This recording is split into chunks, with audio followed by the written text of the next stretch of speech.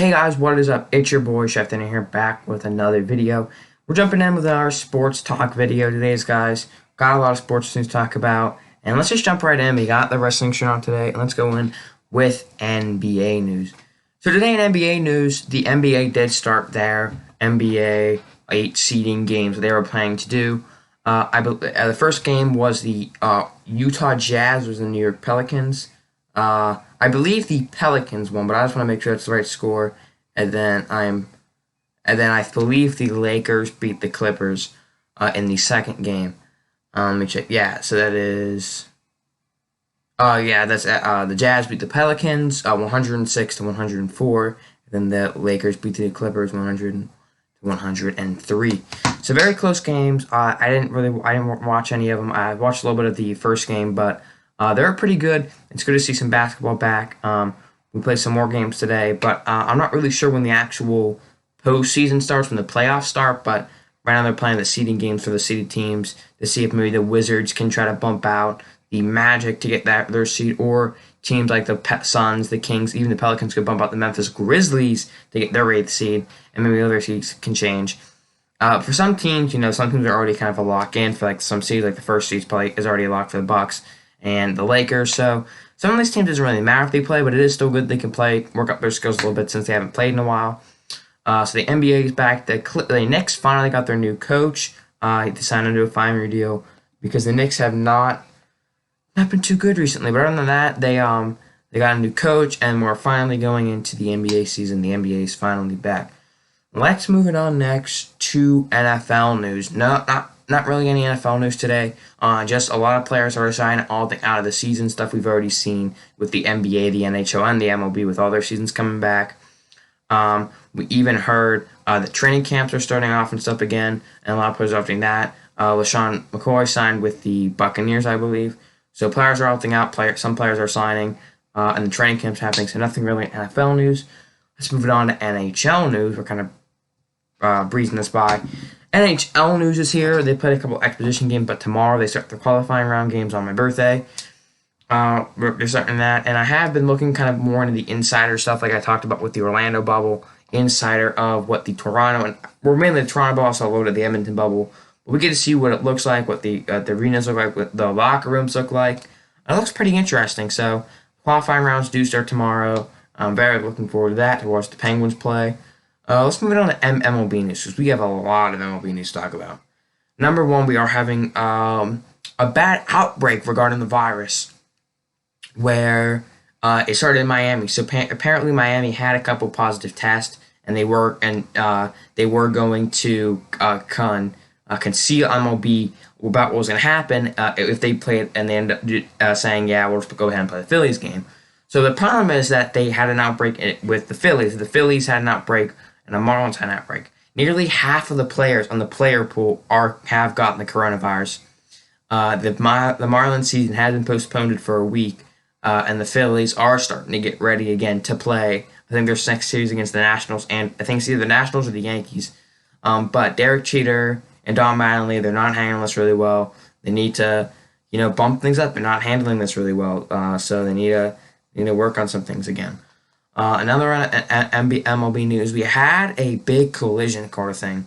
Now, as you know, the Astros had a massive cheating scandal over the offseason, because it has been proven that they cheated to win the 2017 World Series, and during the playoffs, even the regular season. So, it was the first meeting between the Astros and the Dodgers. Now, the first time since they've cheated since that World Series. And there was some shade throw with Joe Kelly. So Joe Kelly threw at Alex Bregman's head. Like most pitchers are throwing at them, hitting them for what they did.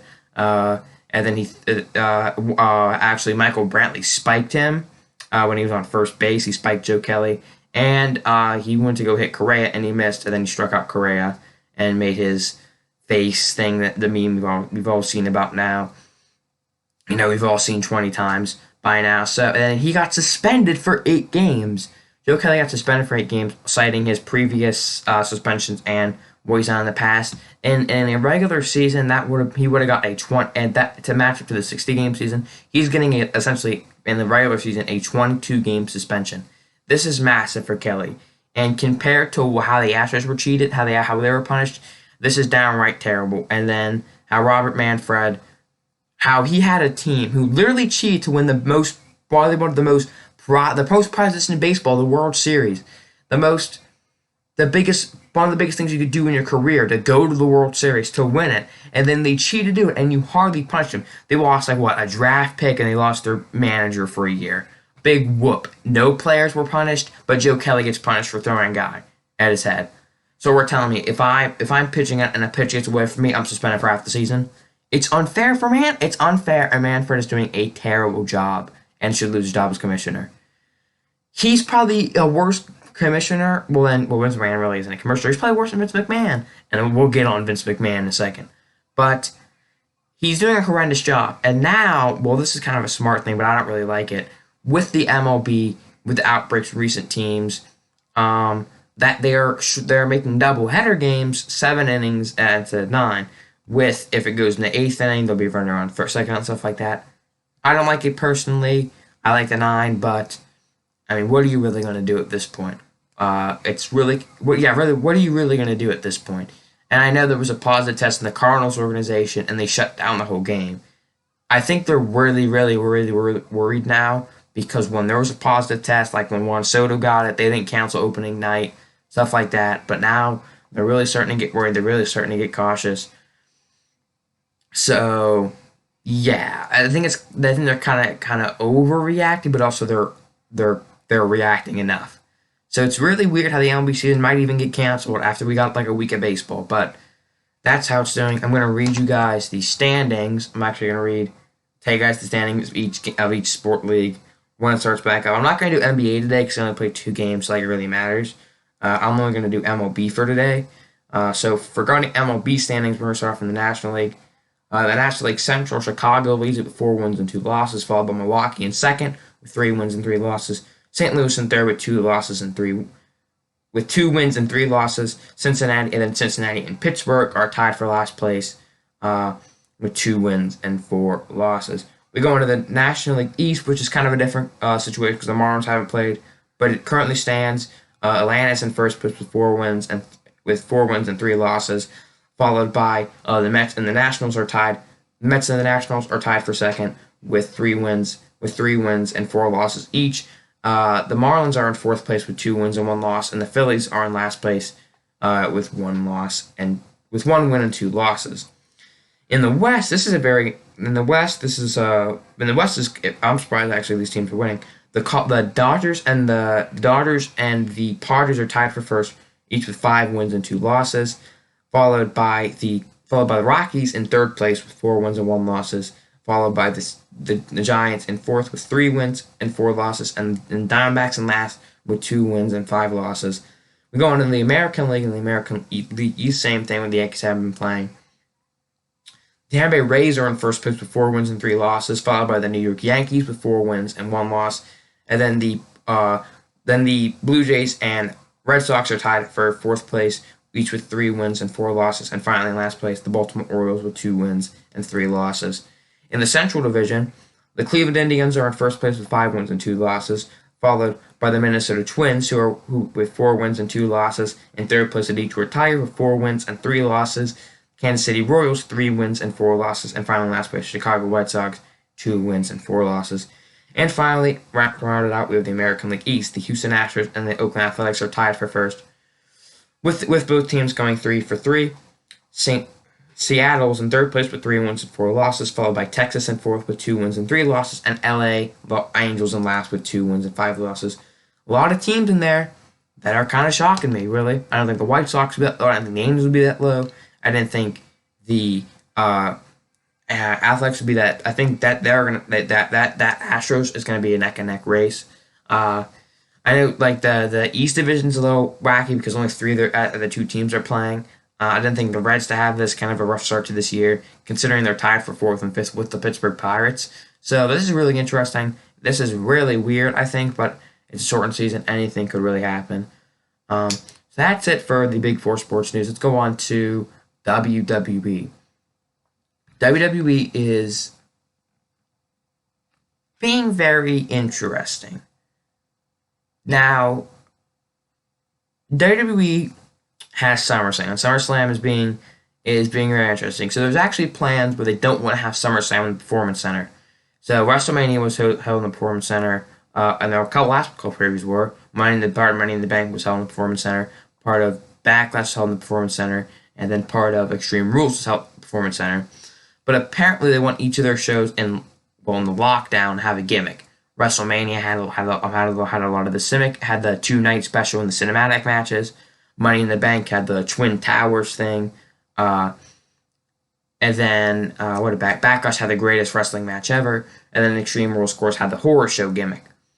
So with that, with SummerSlam, they want to there's a apparent rumor that they're going to have it in one of the eastern states. So like upper by like New York, Massachusetts, the New England area, Connecticut, Rhode Island, Vermont. But apparently none of those states have opened up to having that. There's also been talks of them having it in some outdoor location in Florida, having it on a boat. They want to have SummerSlam different because they don't want to host it at the Performance Center. With that, we actually had the first SummerSlam matches confirmed for the card. First match confirmed was the Raw Tag Team Championship match. On this past Monday Night Raw, we had a triple threat number one contender match. The winner goes, of course, to SummerSlam and face them, featuring Ricochet and Cedric Alexander, the Viking Raiders, Eric and Ivar, and Andrade and Angel Garza. Andrade and Angel Garza won it, and they will take on the Street Profits for the title at SummerSlam.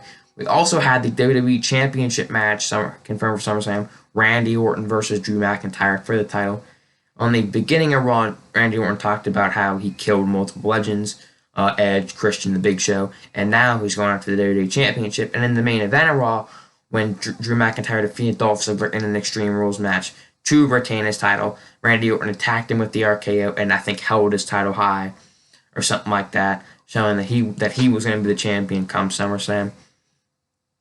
There's a couple matches that we can kind of concur for SummerSlam. I'm not really going to talk about those. And then we had some other stuff on Raw. We had Shayna Baszler and a Nia Jax thing, which is pretty weird.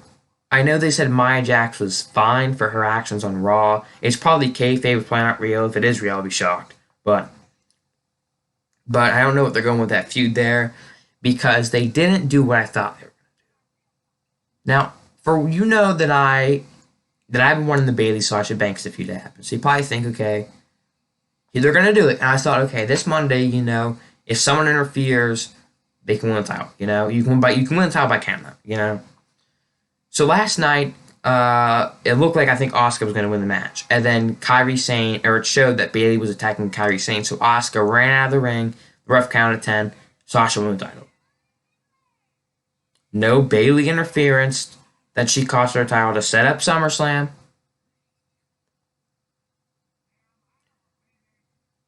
This is real.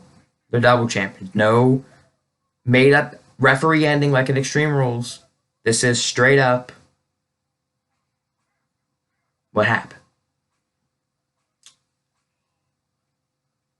What's next? Bayley faces Nikki Cross for the title. If she drops the title to Nikki Cross, I'm going to be shocked. To be really honest. I like to see it happen, but I feel like it's not going to. Now, what they could do, logistically, but they probably won't. Don't get your hopes up. At SmackDown this month, you could have her drop title to Nikki Cross and then set up maybe a Cross Bliss feud, And then we could have the Bayley Sasha Banks feud set up for the Raw with the Raw title instead of the SmackDown title.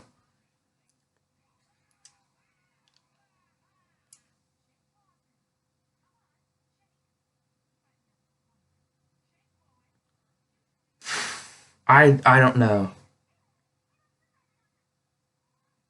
I don't know. Really. I don't know. We have more of a progression in the Hurt Business storyline with MVP and Apollo and Cedric Alexander and that whole gumble of people.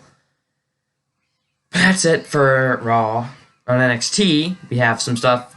We have the NXT TakeOver event, NXT TakeOver, the 30th TakeOver, which will happen probably the day before SummerSlam, which is going to be really interesting because we'll probably have Keith Lee versus Karrion Kross for the NXT Championship. But the only match I think confirmed or two matches actually confirmed. We're going to have a Women's Championship match Io Shirai will either take on Rhea Ripley or Dakota Kai. It'll probably be Dakota Kai, considering what happened at the end of her match against Tegan Knox 2 weeks ago, or 2 or 3 weeks ago on NXT. Rather than Rhea Ripley, because I know they put Rhea Ripley in that little feud with Charlotte Flair at NXT In Your House, where Io Shirai won the title against Charlotte Flair and Rhea Ripley. So yeah, I don't know what's going on. I don't think Rhea Ripley will win it. They might even put Rhea Ripley in that little feud chat with Robert Stone, Brown with Aaliyah, and now Mercedes Mendez and Shoney Blackheart. I don't know.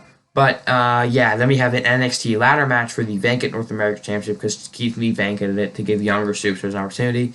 So far, there are 2 members confirmed. That is Dexter. I can't remember his name.